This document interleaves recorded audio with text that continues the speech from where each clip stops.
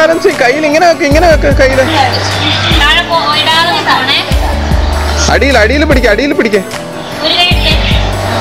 ആ പോട്ടെ. 1 2 3. ബുക്ക് പിടിക്കാൻ പാടില്ല. ബുക്ക് പിടിക്കാൻ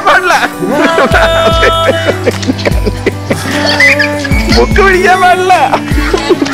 എങ്ങോട്ട് ഓടൂ. Good job Nandu, good job. ആ നന്ദു മാത്രം കറക്റ്റ് ആയിട്ട് ചെയ്തുള്ളൂ. കുട്ടി ആയോ?